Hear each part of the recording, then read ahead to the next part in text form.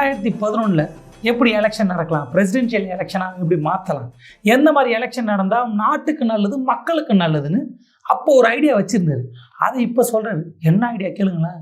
IRS அதிகாரின்னு அதிகாரி தான். அந்த ஐடியாவை பார்த்தீங்கன்னா அப்படியே சிலுத்துக்கிட்டான், அப்படியே சிலுக்கா மாட்டுறாரு.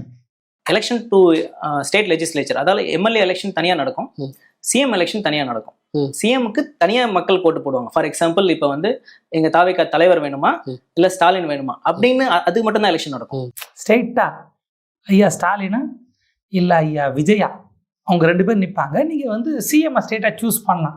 ஏன்னா எங்களில் எப்படி எம்எல்ஏ ஜெயிக்க போகிறது இல்லை. அதனால் நாங்கள் என்ன பண்ண முடியும், எம்எல்ஏ ஜெயிச்சா தானே சிஎம் ஆக முடியும். அது நடக்காது. கேண்டிடேட்டே இருக்கிறாங்களா தெரில. அதில் எங்கேருந்து ஜெயிச்சு நாங்கள் அது அப்புறம் அதுக்கு என்ன பண்ணுறோம், ஸ்ட்ரெயிட்டாக வாங்க பார்த்துக்கலாம் இல்லை. ஐயா ஸ்டாலினா ஐயா விஜயா, அதான ஐடியா. என்ன ஐடியா? அவர் அதுக்கு ஒரு விளக்கம்